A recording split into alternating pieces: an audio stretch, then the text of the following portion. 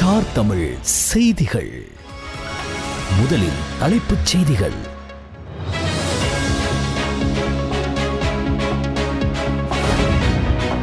$425 million நிதி ஒதுக்கீட்டை பயன்படுத்தி கொழும்பு மத்திய பேருந்து நிலைய நவீனமயமாக்கல் திட்டம் ஜனாதிபதி அனுரகுமார் திசாநாயக்க தலைமையில் ஆரம்பம்.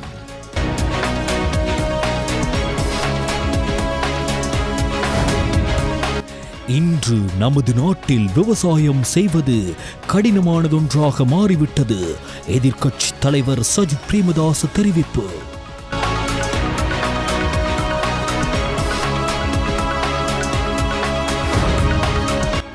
மற்றும் ஒரு ஐஸ் போதைப் பொருள் தயாரிக்கப்பட்டதாக சந்தேகிக்கப்படும் வீடொன்று அம்மந்தொட்டையில் கண்டுபிடிக்கப்பட்டது.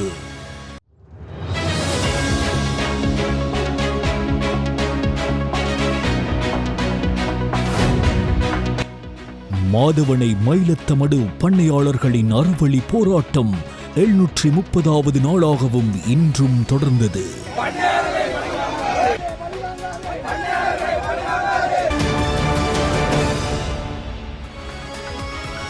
உள்நாட்டுச் செய்திகள். கிளீன் ஸ்ரீலங்கா வேலை திட்டத்துடன் இணைந்த வகையில் $425 மில்லியன் நிதி ஒதுக்கீட்டை பயன்படுத்தி மேற்கொள்ளப்படும் கொழும்பு மத்திய பேருந்து நிலைய நவீனமயமாக்கல் திட்டத்தின் ஆரம்ப நிகழ்வு இன்று முற்பகல் ஜனாதிபதி அனுரகுமார திசாநாயக்க தலைமையில் நடைபெற்றது. மிகவும் நெறிப்படுத்தப்பட்ட செயற்திறனான மற்றும் பாதுகாப்பான போக்குவரத்து சேவையை இந்த நாட்டு மக்களுக்கு வழங்கும் அரசாங்கத்தின் திட்டத்தை வலுப்படுத்தும் சிறப்புமிக்க சந்தர்ப்பமாக இது கருதப்படுகிறது. தேசிய பணியாக கருதி இந்த பாரிய வேலை திட்டத்தை வெற்றிகரமாக நிறைவு செய்ய பங்களிக்கும் இலங்கை விமானப்படைக்கும் நகர அபிவிருத்தி அதிகார சபை, கொழும்பு மாநகர சபை, வீதி அபிவிருத்தி அதிகார சபை மற்றும் இலங்கை போலீஸ் ஆகியவற்றுக்கும் தன்னார்வத்துடன் இதில் இணையும் தேசிய புத்திஜீவிகள் அமைப்பு உள்ளிட்ட அமைப்புகளுக்கும் தனது நன்றியை தெரிவிப்பதாக ஜனாதிபதி அனுரகுமார திசாநாயக்க தனது முகப்புத்தக பக்கத்தில் பதிவிட்டுள்ளார்.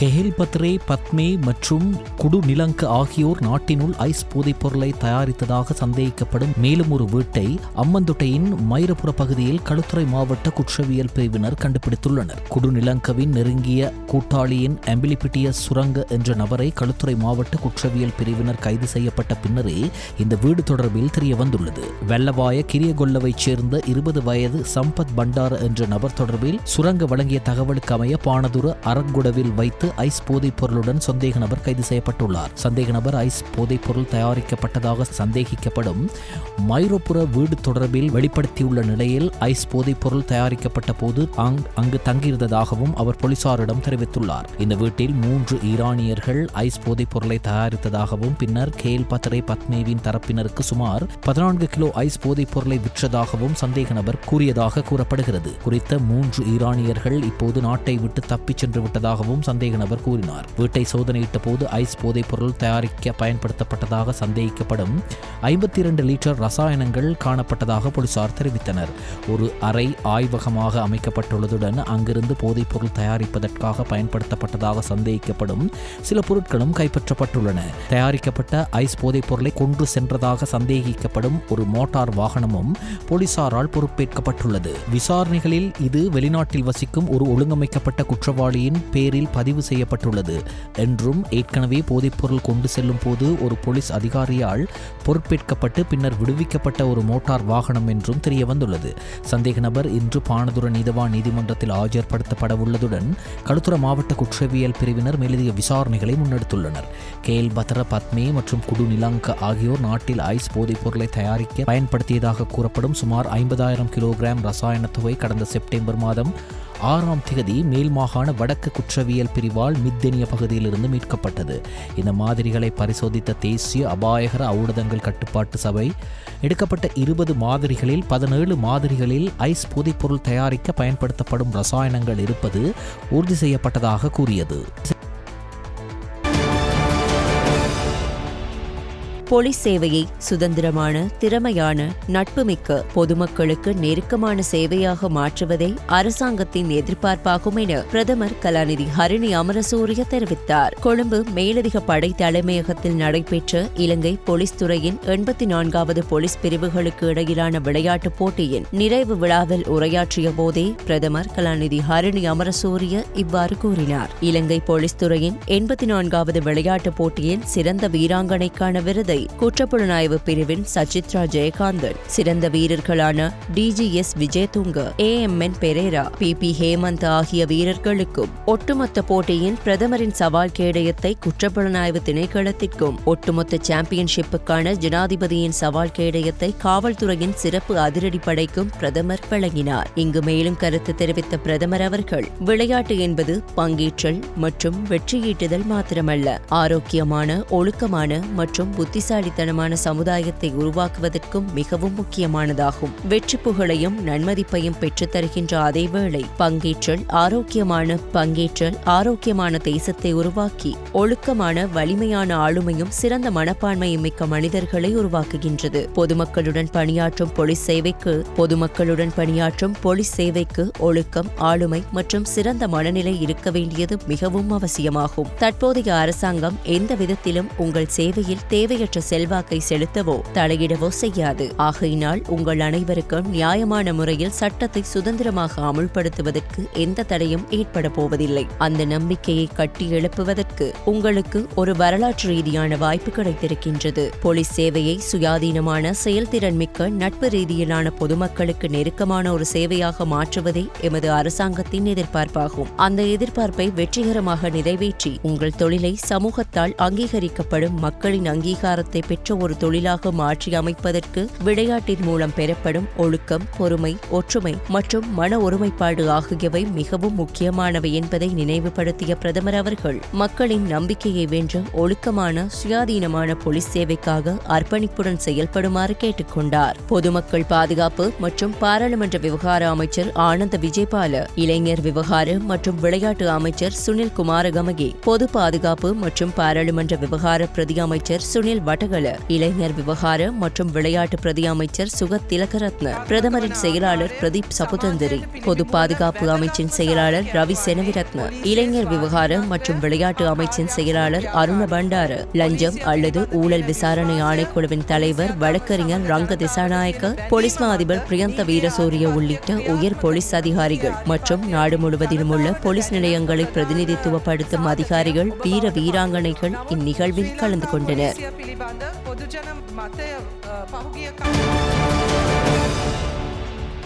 மாத்தர மாவட்டத்தில் அமைந்துள்ள மாத்தர மாதாவின் தேசிய திருத்தல வருடாந்த திருவிழா கடந்த 12ஆம் தேதி ஆரம்பமானது. 118வது தடவையாகவும் இடம்பெறும் இத்திருவிழா காலி மறைமாவட்ட ஆயர் பேரருட்தந்தை மெல்கம் ராஜேந்திரன் அவர்களின் தலைமையில் எதிர்க்கட்சித் தலைவர் சஜித் பிரேமதாஸ் நேற்றைய தின நிகழ்வில் கலந்து கொண்டு ஆசிகளை வேண்டினார். கத்தோலிக்கர்களும் பிற மதத்தினைச் சேர்ந்தவர்களும் வருடாந்தம் பக்தியுடன் கொண்டாடும் இத்திருவிழாவில் கத்தோலிக்க பேரருட்தந்தைகள், அரசியல்வாதிகள் உட்பட ஏராளமான இறை மக்கள் அன்னையின் ஆசியை வேண்டி ஒன்று கூடியிருந்தனர்.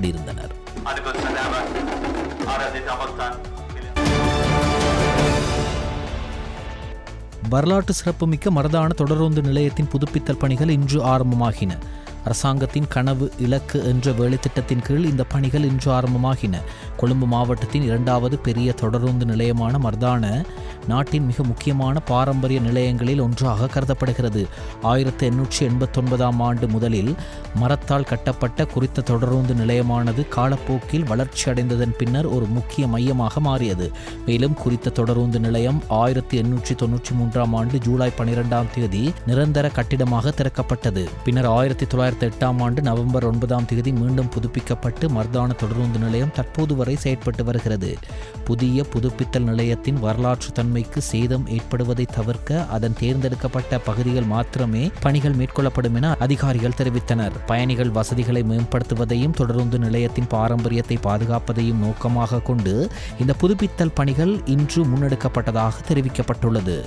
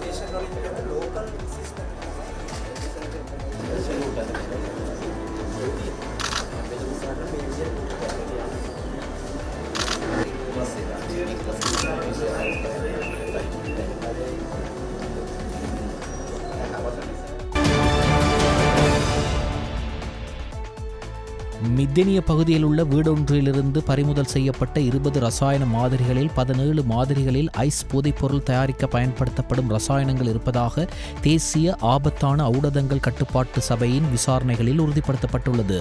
கேல் பத்தரே, பத்மே மற்றும் குடுநிலாங்கை நாட்டில் உள்ள ஐஸ் போதைப்பொருளை தயாரிக்க பயன்படுத்தியதாக கூறப்படும் சுமார் 50,000 கிலோகிராம் ரசாயனங்களை மேற்கு வடக்கு குற்றப்பிரிவு செப்டம்பர் 6ஆம் தேதி மித்தெனிய பகுதியில் கண்டுபிடித்தது.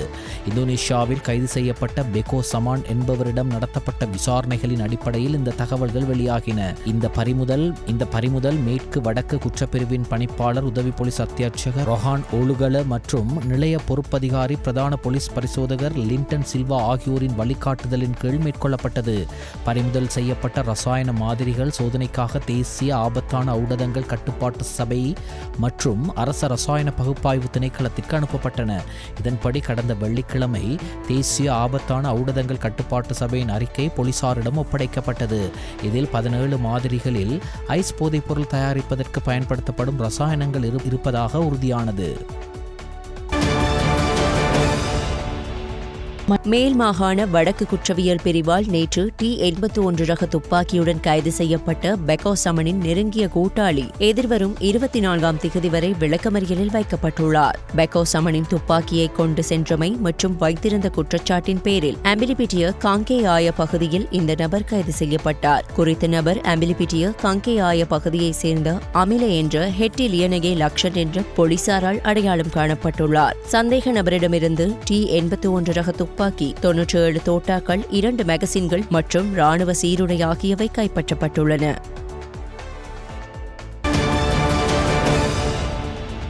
கட்டுநாயக்க விமான நிலையத்தில் 85 மில்லியன் ரூபாய் மதிப்புள்ள 8.5 கிலோகிராம் குஷ் போதைப் பொருளை கடத்த முயன்ற இந்தியர் ஒருவர் கைது செய்யப்பட்டார். ஸ்ரீலங்கன் ஏர்லைன்ஸ் விமானத்தில் கட்டுநாயக்க விமான நிலையத்திற்கு வந்த அவர் இந்தியாவின் மதுரைக்கு புறப்படுவதற்காக ஸ்ரீலங்கன் ஏர்லைன்ஸ் விமானம் வரும் வரை விமான நிலையத்தில் தங்கியிருந்துள்ளார். ஸ்ரீலங்கன் ஏர்லைன்ஸ் அதிகாரிகள் அவரது பொதிகளை ஸ்கேன் செய்தபோது சந்தேகத்திற்கிடமான பொருளை கண்டறிந்தனர். அருகில் பணியில் இருந்த ரண்டி என்ற போலீஸ் நாய் பையை மோப்பம் பிடித்து போதைப் பொருள் இருப்பதாக சைகை காட்டியது. பரிசோதனையில் 16 பாக்கெட்டுகளில் பொதி செய்யப்பட்ட 8.542 கிலோகிராம் குஷ் போதைப் பொருள் மறைத்து வைக்கப்பட்டிருந்தது கண்டுபிடிக்கப்பட்டது. கைது செய்யப்பட்ட இந்தியர் மற்றும் போதைப் பொருட்கள் நீர்கொழும்பு நீதவான் நீதிமன்றத்தில் ஆஜர்படுத்தப்பட்டு தடுப்பு உத்தரவு பெறப்பட்டு மேலதிக விசாரணைக்காக கொழும்பு போலீஸ் போதைப் பொருள் தடுப்பு பணியக தலைமையகத்திற்கு ஒப்படைக்கப்பட்டுள்ளன.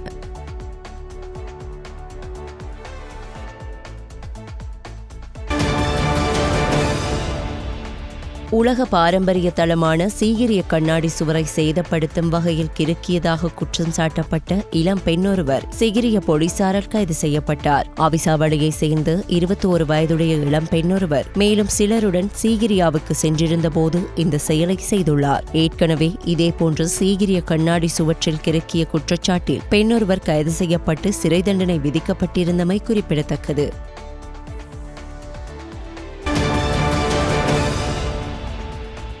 சந்தையின் கேரி சம்பா அரிசிக்கு பற்றாக்குறை நிலவுவதாக நுகர்வோர் விசனம் தெரிவிக்கின்றனர். அரிசி உற்பத்தியாளர்கள் கேரி சம்பா அரிசியை 260 ரூபாய் கட்டுப்பாட்டு விலையை விட அதிகமான விலையில் வழங்குவதால் அதை விற்பனை செய்வதை தவிர்த்து வருவதாக புறக்கோட்டை அரிசி மொத்த விற்பனையாளர்கள் தெரிவிக்கின்றனர். இந்த சூழ்நிலையை கருத்தில் கொண்டு சில்லறை விற்பனையாளர்களுக்கும் கேரி சம்பா அரிசியை விற்பனை செய்வதை தவிர்த்து வருகின்றனர். இத்தகைய சூழ்நிலையில் சம்பா மற்றும் கேரி சம்பா அரிசிக்கு விதிக்கப்பட்டுள்ள அதிகபட்ச சில்லறை விலையை நீக்குமாறு ஐக்கிய அரிசி உற்பத்தியாளர் சங்கம் அரசாங்கத்திடம் கோரிக்கை விடுத்துள்ளது. எனினும் பாரிய அளவிலான அரிசி ஆலை உரிமையாளர்கள் செயற்கையான அரிசி பற்றாக்குறையை உருவாக்கி லாபம் ஈட்ட முயற்சிப்பதால் அரிசியின் அதிகபட்ச சில்லறை விலையை நீக்க எந்த நடவடிக்கையும் எடுக்க வேண்டாம் என்று இலங்கை சிறு மற்றும் நடுத்தர அளவிலான நெல் ஆலை உற்பத்தியாளர்கள் சங்கம் கோரிக்கை விடுத்துள்ளது. இதற்கிடையில் அரசாங்கம் உடனடியாக தலையிட்டு இந்த பிரச்சினைக்கு தீர்வுகளை வழங்க வேண்டும் என்றும் தேசிய விவசாயிகள் ஒன்றியம் கோருகிறது. வரப்பிரசாதம் பெற்ற ஒரு குழுவினரால் அவர்களின் வரப்பிரசாதமாக மாற்றிக்கொண்டிருந்த ஜனாதிபதி நிதியம் தற்போதைய அரசாங்கத்தின் கீழ் 100% மக்களுக்காக பயன்படுத்தப்படுவதாக பிரதமர் கலாநிதி ஹரிணி அமரசூரிய தெரிவித்தார். 2023 மற்றும் 2024 கல்வி பொதுத்தராதர உயர்தர பரீட்சை பெறுபேறுகளின் அடிப்படையில் நாட்டின் ஒவ்வொரு மாவட்டத்தையும் உள்வாங்கும் வகையில் ஒவ்வொரு பாடத்துறையின் கீழும் சிறந்த திறமைகளை வெளிப்படுத்திய மாணவர்களை கௌரவிப்பதற்கு ஜனாதிபதி நிதியம் எடுத்த தீர்மானத்திற்கு அமைய சிறந்த திறமைகளை வெளிப்படுத்திய மாணவர்களை கௌரவிப்பதற்கான மத்திய மாகாண நிகழ்வில் கலந்து கொண்டு கண்டி மாவட்ட செயலகத்தில் பிரதமர் கலாநிதி ஹரிணி அமரசூரிய இதனை தெரிவித்தார். இதன்போது சிறந்த திறமைகளை வெளிப்படுத்திய மாணவர்களுக்கு பிரதமர் அவர்களால் சான்றிதழ் வழங்கி வைக்கப்பட்டது. 2023 மற்றும் 2024 கல்வி பொதுத்தராதர உயர்தர பரீட்சையில் ஒவ்வொரு பாடத்துறையின் கீழும் சிறந்த திறமைகளை வெளிப்படுத்திய மாணவர்களுக்கும் அவர்களது பெற்றோர்களுக்கும் வாழ்த்து தெரிவித்த பிரதமர் அவர்களுக்கு கிடைத்த இந்த வாய்ப்பானது நாட்டின் எதிர்கால மாற்றத்திற்கு தேவையான பங்களிப்பையும் தலைமைத்துவத்தையும் பெற்றுத்தர காரணமாக அமையும் என எதிர்பார்ப்பதாக தெரிவித்தார். இந்த நிகழ்வில் இலங்கை ஜனநாயக சோசலிச குடியரசின் பாராளுமன்ற கௌரவ சபாநாயகர் வைத்தியர் ஜகத் விக்ரமரத்ன, பேராசிரியர் SPS அபயகோன், கல்வி மற்றும் உயர்கல்வி பிரதி அமைச்சர் வைத்தியர் மதுர செனவிரத்ன, புத்தசாசன மத மற்றும் கலாசார அலுவலக பிரதி அமைச்சர் கமகிதர திசாநாயக்க, போக்குவரத்து மற்றும் நெடுஞ்சாலைகள் பிரதி அமைச்சர் வைத்தியர் பிரசன்ன குணசேன, சுகாதார மற்றும் வெகுஜன ஊடக பிரதி அமைச்சர் கலாநிதி ஹன்சக விஜயமுனி மற்றும் பாராளுமன்ற உறுப்பினர்கள், ஜனாதிபதி நிதியத்தின் நிர்வாக சபை அதிகாரிகள், நிர்வாகத்துறை அதிகாரிகள், பாடசாலை மாணவர்கள் மற்றும் பெற்றோர்கள் கலந்து கொண்டனர். கரந்தனியா கொட்டவெல பகுதியில் கடந்த 11ஆம் திகதி மாலை தாய் மற்றும் மகனை கொலை செய்த சம்பவத்துடன் தொடர்புடைய சந்தேக நபர் கூறிய ஆயுதத்துடன் கரந்தனியா போலீசாரால் கைது செய்யப்பட்டுள்ளார். சந்தேக நபர் உயிரிழந்தவர்களின் வீட்டிற்கு அருகில் வசிப்பவர் என தெரிய வந்துள்ளது. குறித்த சந்தேக நபர் சட்டவிரோத மதுபான விற்பனையில் ஈடுபட்டதுடன் அந்த பகுதி மக்களை வெட்டி அச்சுறுத்துவது தொடர்பில் வழக்குகள் உள்ளவர் என்றும் குறிப்பிடப்படுகின்றது. வலஸ்முல்ல ரதனியார பகுதியில் மோட்டார் சைக்கிளின் முன்பகுதியில் கட்டு துப்பாக்கியுடன் பயணித்த ஒருவர் அந்த துப்பாக்கி வெடித்ததில் உயிரிழந்தார். இறந்தவர் 32 வயதான 3 பிள்ளைகளின் தந்தை என தெரிவிக்கப்பட்டுள்ளது. கட்டு துப்பாக்கியுடன் சட்டவிரோத மதுபானம் தயாரிக்க பயன்படுத்தப்படும் பீப்பாயையும் அவர் தனது மோட்டார் சைக்கிளில் எடுத்து சென்றதாக முதற்கட்ட விசாரணைகளில் தெரிய வந்துள்ளது. சம்பவம் குறித்து வலஸ்முல்ல போலீசார் மேலதிக விசாரணைகளை முன்னெடுத்துள்ளனர்.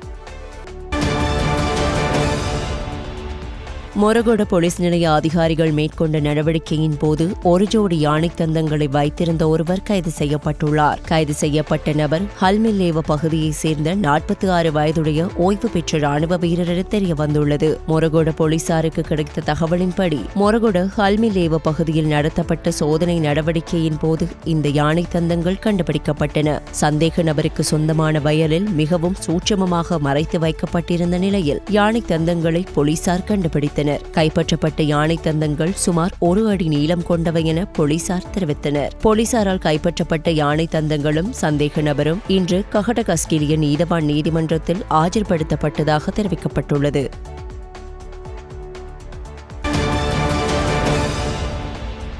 2025 செப்டம்பர் மாதத்தில் இதுவரை மொத்தம் 52,246 சுற்றுலா பயணிகள் நாட்டிற்கு வந்துள்ளதாக இலங்கை சுற்றுலா மேம்பாட்டு ஆணையகத்தின் தரவுகள் தெரிவிக்கின்றன. இலங்கை சுற்றுலா மேம்பாட்டு ஆணையகம் வெளியிட்டுள்ள தரவுகளின்படி இந்தியாவிலிருந்து மொத்தம் 14,300 சுற்றுலா பயணிகள் வந்துள்ளனர். இது மொத்த சுற்றுலா பயணிகளில் 27.4 ஆகும்.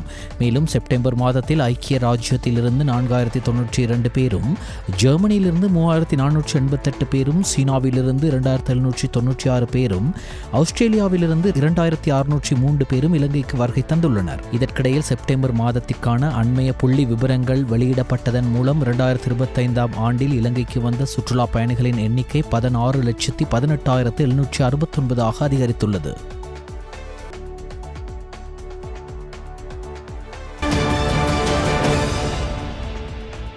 மலேசிய அரசினால் ஏற்பாடு செய்யப்பட்ட சர்வதேச சிலம்ப போட்டி 2025 செப்டம்பர் 11 மற்றும் 12ஆம் தேதிகளில் மலேசியா கோலாலம்பூரில் நடைபெற்றது.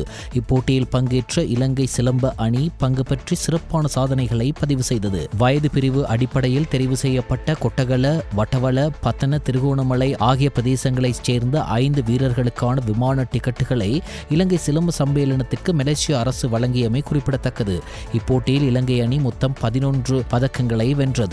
இதில் 1 தங்கம், 4 வெள்ளி, 6 வெண்கல பதக்கங்கள் அடங்கும். பல நாட்டிலுள்ள சிலம்ப அமைப்புகளுடன் இணைந்து சிறப்பாக செயற்பட்டு வந்ததற்காகவே இலங்கை சிலம்ப சம்மேளனத்திற்கு மலேசிய அரசு சிறப்பு அங்கீகாரமாக இலவச விமான டிக்கெட்டுகளை வழங்கியதாக அதிகாரிகள் குறிப்பிட்டனர். அணியின் வீரர்கள் தங்களது திறமைகளை சிறப்பாக வெளிப்படுத்திய நிலையில் பயிற்றுவிப்பாளராக ஆசான் ராவண்ணா திவாகரனும் முகாமையாளராக என் ஜெகதீஷும் அணியை வழிநடத்தினர். இவ்வாய்ப்பை முன்னிட்டு இலங்கையிலும் சிலம்ப கலைக்கு உரிய முக்கியத்துவத்தையும் அரசாங்கம் வழங்க வேண்டும் என இலங்கை சிலம்ப சம்மேளனம் வலியுறுத்தியுள்ளது. 2026ஆம் ஆண்டில் நடைபெறும் பரீட்சைகள் தொடர்பான கால அட்டவணையை கல்வி அமைச்சு வெளியிட்டுள்ளது. அதன்படி 2025 கல்வி பொதுத்தராதர சாதாரண தர பரீட்சை 2026 பிப்ரவரி 17 முதல் 2026 பிப்ரவரி 26ஆம் திகதி வரை நடைபெறும் என கல்வி அமைச்சு வெளியிட்டுள்ள அறிக்கையில் தெரிவிக்கப்பட்டுள்ளது. 2026ஆம் ஆண்டுக்கான கல்வி பொதுத்தராதர உயர்தர பரீட்சை 2026ஆம் ஆண்டு ஆகஸ்ட் மாதம் 10ஆம் திகதி முதல் செப்டம்பர் மாதம் 5ஆம் திகதி வரை நடைபெறவுள்ளது. அதே நேரம் 2026ஆம் ஆண்டுக்கான தரம் 5 புலமை பரிசில் பரீட்சை 2026 ஆகஸ்ட் மாதம் 9ஆம் திகதியன்று இடம்பெறவுள்ளது. 2026ஆம் ஆண்டுக்கான கல்வி பொதுத்தராதர சாதாரண தர பரீட்சை 2026 டிசம்பர் மாதம் 8ஆம் திகதி முதல் 2026ஆம் ஆண்டு டிசம்பர் மாதம் 17ஆம் திகதி வரை நடைபெறும் என கல்வி அமைச்சு தெரிவித்துள்ளது. இலங்கை மின்சார சபை 4 பகுதிகளாக பிரிப்பதற்கு எதிரான சட்டப்படி வேலை செய்யும் தொழிற்சங்க நடவடிக்கை இன்று முதல் தீவிரப்படுத்தப் போவதாக இலங்கை மின்சார சபை ஊழியர் சங்கங்கள் தெரிவித்துள்ளன. கடந்த வாரம் தொடங்கிய தொழிற்சங்க நடவடிக்கையை 3 கட்டங்களாக நடத்த இலங்கை மின்சார சபையின் பொறியியலாளர்கள் சங்கம் உள்ளிட்ட பிற தொழிற்சங்கங்கள் முடிவு செய்திருந்தன. அதன்படி முதல் கட்டமாக சட்டப்படி வேலை செய்யும் தொழிற்சங்க நடவடிக்கை ஆரம்பிக்கப்பட்டது. கடந்த 4ஆம் தேதி தொடங்கிய தொழிற்சங்க நடவடிக்கைகள் 11 நாட்கள் நடந்த போதிலும் அதிகாரிகள் இதுவரை தங்கள் பிரச்சினையை தீர்க்க பேச்சுவார்த்தை நடத்த தவறிவிட்டதாக இலங்கை மின்சார சபையின் பொறியியலாளர் சங்கம் தெரிவித்துள்ளது. இன்று பிற்பகல் நடைபெறும் தொழிற்சங்க பேச்சுவார்த்தைக்கு பிறகு சட்டப்படி வேலை செய்யும் தொழிற்சங்க நடவடிக்கையை தீவிரப்படுத்துவது குறித்து அறிவிப்பதாக தொழிற்சங்கங்கள் தெரிவித்திருந்தன. கட்டுநாயக்க விமான நிலையத்தில் 54 வயதுடைய விமான நிலைய ஊழியர் ஒருவர் 210.5 மில்லியன் ரூபாய் மதிப்புள்ள 5.9 கிலோகிராம் தங்க பிஸ்கட்டுகளுடன் கைது செய்யப்பட்டார். குறித்த ஊழியர் 51 தங்க பிஸ்கட்டுகளை 2 கால்களின் காலுறைகளுக்குள் மறைத்து வைத்து ஊழியர்களுக்கான வெளியேறும் வாயில் வழியாக கடத்த முயன்றதாக தெரிவிக்கப்படுகிறது. குறித்த 24 கேரட் தங்கத்தின் பெறுமதி 21 கோடியே 5,24,575 ரூபாய் என மதிப்பிடப்பட்டுள்ளது இலங்கை சுங்கம் தெரிவித்துள்ளது. விமான நிலைய பாதுகாப்பு அதிகாரிகளின் சோதனையின் போது இந்த தங்க பிஸ்கட்டுகள் கண்டுபிடிக்கப்பட்டு சந்தேக நபர் கைது செய்யப்பட்டதாக சுங்கம் மேலும் தெரிவித்தது.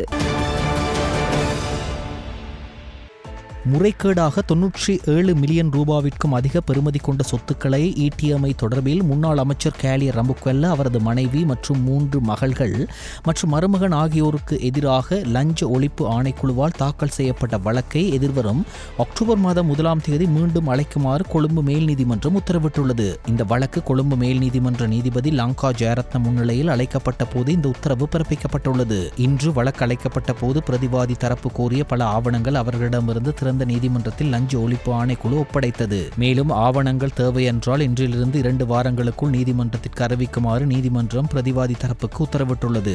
பின்னர் வழக்கை அக்டோபர் மாதம் 1ஆம் தேதி மீண்டும் அழைக்குமாறு தவணையிடப்பட்டது. 2020ஆம் ஆண்டு ஆகஸ்ட் மாதம் 13ஆம் தேதி முதல் 2024ஆம் ஆண்டு ஜூன் மாதம் 24ஆம் தேதி வரையான காலப்பகுதியில் வெகுஜன ஊடகம், சுகாதார மற்றும் சுற்றாடல் அமைச்சுக்களில் கடமையாற்றி முறைகேடாக 97 மில்லியன் ரூபாவிற்கும் அதிக பெறுமதி கொண்ட சொத்துக்களை ஈட்டியதன் ஊடாக பண மோசடி தடுப்புச் சட்டத்தின் கீழ் குற்றம் சாட்டி முன்னாள் அமைச்சர் கேலியர் ரம்புக்வெல்ல, அவரது மனைவி குசும் பிரியதர்ஷினி ஏப்பா, அவர்களது மகள்களான சமித்ரி ஜெயனிகா ரம்புக்வெல்ல, சந்துலு ரமாலி ரம்புக்வெல்ல, அமாலி நைனிகா ரம்புக்வெல்ல மற்றும் மருமகன் இசுரு புலஸ்தி பண்டார பொல்கஸ்தினிய ஆகியோருக்கு எதிராக இந்த வழக்கு தாக்கல் செய்யப்பட்டுள்ளது. எமது சகோதர தொலைக்காட்சியான சியத் டிவியின் 16வது ஆண்டு பூர்த்தியை முன்னிட்டு காலிமுகத்திடலில் கடந்த சனிக்கிழமை பட்டத் திருவிழா மற்றும் பிரம்மாண்ட இசை நிகழ்ச்சி நடைபெற்றது.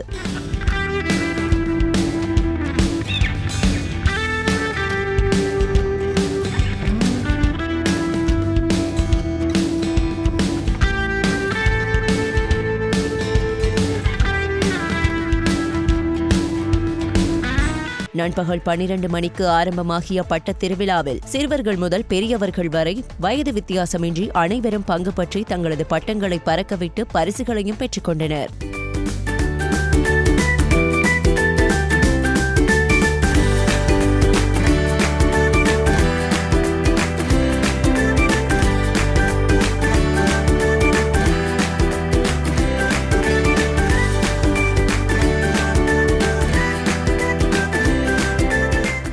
அத்தோடு மாலை நேரம் நடைபெறவிருந்த பிரம்மாண்ட இசை நிகழ்ச்சியை சியத்த குழுமத்தின் தலைவரான ரொஷான் காரியபெருமா மங்கள விளக்கேற்றி ஆரம்பித்து வைத்தார். பின்னர் பாத்திய சந்தோஷ் மற்றும் பல முன்னணி பாடக பாடகிகளோடு பிரம்மாண்ட இசை நிகழ்ச்சி நடைபெற்றது.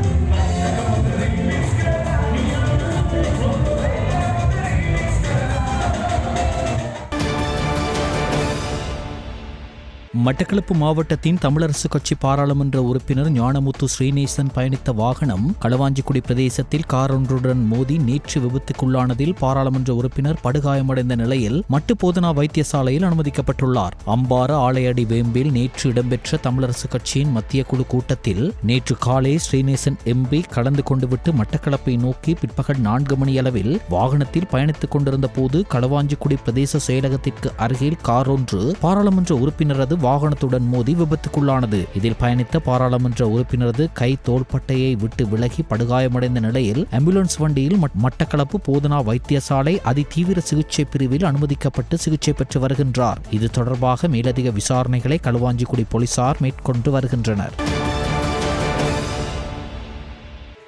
இன்று நமது நாட்டில் விவசாயம் செய்வது கடினமானதொன்றாக மாறிவிட்டது. உயர்தர உரமோ அல்லது உர மானியங்களோ கிடைத்த பாடில்லை. மலிவு விலையில் வேளாண்மையின்கான ரசாயன பொருட்கள் கிடைத்த பாடில்லை. உபகரணங்களின் விலை அதிகரித்து வருவதற்கு மத்தியில் உற்பத்தி செலவுகள் அதிகரித்துள்ள நிலையிலும் யானை மனித மோதல் போன்ற காரணங்களால் கடுமையான பிரச்சினைகளை எதிர்கொண்டு சிரமங்களுக்கு மத்தியில் விவசாய நடவடிக்கைகளை செய்து வந்த போதிலும் கூட இன்று நெல் அறுவடைக்கு உத்தரவாத விலை கூட கிடைக்காத நிலையே காணப்படுகிறது என எதிர்க்கட்சி தலைவர் சஜித் பிரேமதாச தெரிவித்தார். அனுராதபுரம் விலட்சிய பிரதேச செயலாளர் பிரிவில் அமைந்துள்ள ஓயா மடுவ கிராமத்தில் ஸ்ரீ உத்தரவாபி விஹாரையில் புதிதாக நிர்மாணிக்கப்பட்ட வணக்கத்திற்குரிய யசோதரா மகாதேவியின் உருவச்சிலை அறை மற்றும் பத்தினி விஹாரை என்பனவற்றின் திறப்பு விழாவில் நேற்று கலந்து கொண்டு உரையாற்றும் போது எதிர்க்கட்சித் தலைவர் சஜித் பிரேமதாச இவ்வாறு தெரிவித்தார். இதற்கான நன்கொடையை ஆஸ்திரேலியாவில் வசிக்கும் திருமதி குருகே இரோஷா தயானி வழங்கினார். இந்நிகழ்வில் எதிர்க்கட்சித் தலைவரின் பாரியார் திருமதி சலனி பிரேமதாச உள்ளிட்ட மாவட்ட அரசியல் பிரமுகர்கள் பலர் கலந்து கொண்டிருந்தனர். மட்டக்களப்பு மாவட்டம் மாதவனை மயிலத்தமடு பண்ணையாளர்களின் மேய்ச்சல் தரையினை பெற்றுக் கொடுக்கும் அறவழி போராட்டம் கடந்த 2 வருடங்களுக்கு முன்னர் 15/9/2023 அன்று ஆரம்பிக்கப்பட்டது. இந்நிலையில் குறித்த போராட்டம் 730வது நாளாக இன்று சித்தாண்டியில் நடைபெற்று வருகிறது. இதற்கு கிழக்கு பல்கலைக்கழக சுவாமி விபுலானந்தா அழகியல் கற்கை நிறுவன மாணவர் ஒன்றியமும் பேராதரவை வழங்கியிருந்தது. இதன்போது ஆர்ப்பாட்டக்காரர்கள் கால்நடைகளை கொள்ளாதே, அரசே வேடிக்கை பார்க்காதே, உரிமைக்காக குரல் கொடுப்போம், 2 வருடங்கள் கடந்தும் பண்ணையாளர்கள் ஏமாற்றப்படுவது ஏன், பண்ணையாளர்களுக்கு நிரந்தர மேய்ச்சல் தரையை வழங்கு என்று பல்வேறு கோஷங்களை எழுப்பியும் பதாதைகளை ஏந்தியவாறு ஆர்ப்பாட்டத்தில் ஈடுபட்டனர். இதன்போது இலங்கை தமிழரசு கட்சியின் மட்டக்களப்பு மாவட்ட பாராளுமன்ற உறுப்பினர்களான இ ஸ்ரீநாத், இ சாணக்கியன், பிரதேச சபை தவிசாளர்கள், உறுப்பினர்கள் போன்றோர் கலந்து கொண்டவை குறிப்பிடத்தக்கது.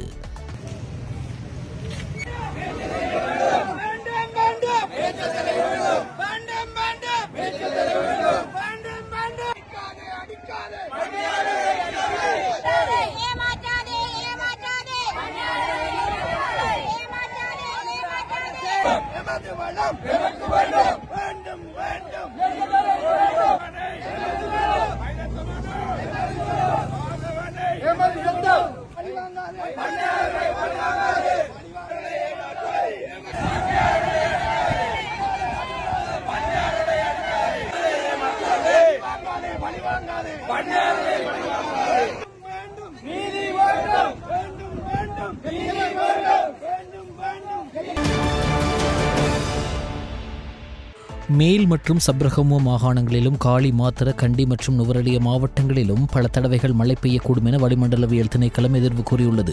ஊவா மற்றும் கிழக்கு மாகாணங்களிலும் அம்பாந்தோட்ட மாவட்டத்திலும் பிற்பகல் 1 மணிக்கு பின்னர் மழை அல்லது இடியுடன் கூடிய மழை பெய்யக்கூடும் என அந்த திணைக்களம் வெளியிட்டுள்ள வானிலை முன்னறிவிப்பில் தெரிவிக்கப்பட்டுள்ளது. சில இடங்களில் சுமார் 50 மில்லிமீட்டர் வரை ஓரளவு பலத்த மழை பெய்யக்கூடும். கிழக்கு, ஊவா, மத்திய மற்றும் தென் மாகாணங்களிலும் வானம் மேகமூட்டத்துடன் காணப்படும். இடியுடன் கூடிய மழை பெய்யும் வேளைகளில் அப்பிரதேசங்களில் தற்காலிகமாக அதிகரித்து வீசக்கூடிய பலத்த காற்று மற்றும் மின்னல் தாக்கங்களினால் ஏற்படக்கூடிய பாதிப்புகளை குறித்துக் கொள்ள தேவையான முன்னெச்சரிக்கை நடவடிக்கைகளை எடுத்துக் கொள்ளுமாறு வளிமண்டலவியல் திணைக்களம் பொதுமக்களை அறிவுறுத்தியுள்ளது. வெளிநாட்டு செய்திகள்.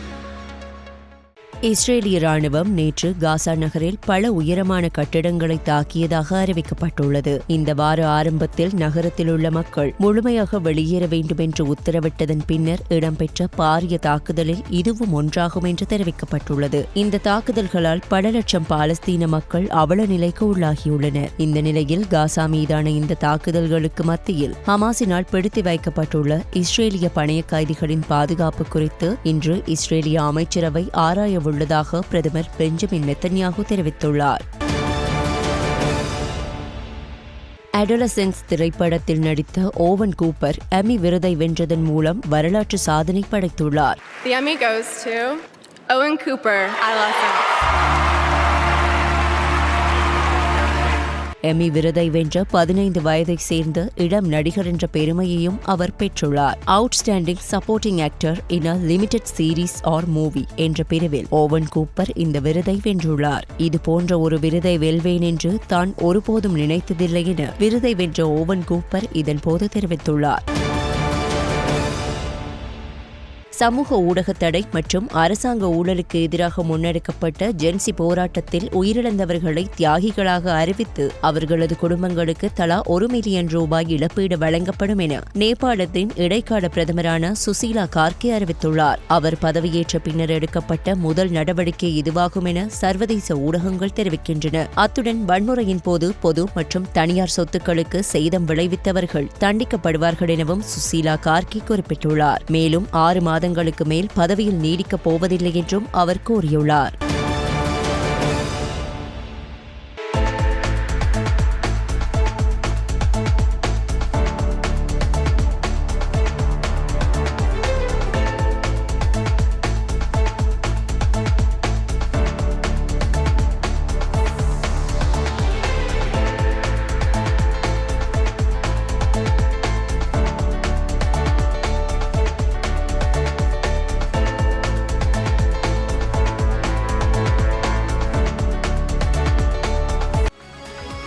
விளையாட்டு செய்திகள்.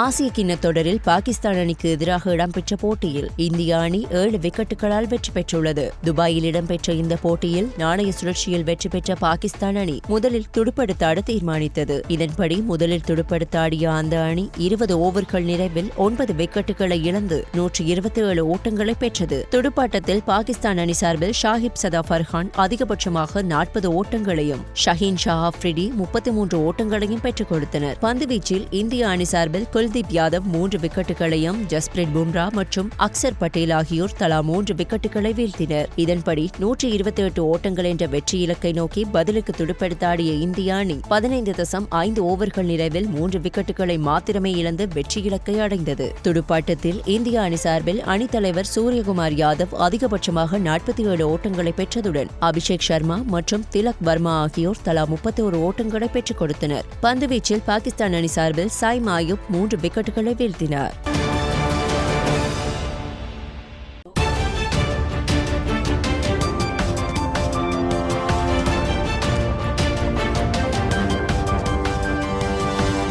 ஸ்டார் தமிழ் செய்திகள் இத்துடன் நிறைவடைகின்றன. மீண்டும் எமது செய்திகள் நாளை இரவு 7 மணிக்கு ஒளிபரப்பாகும்.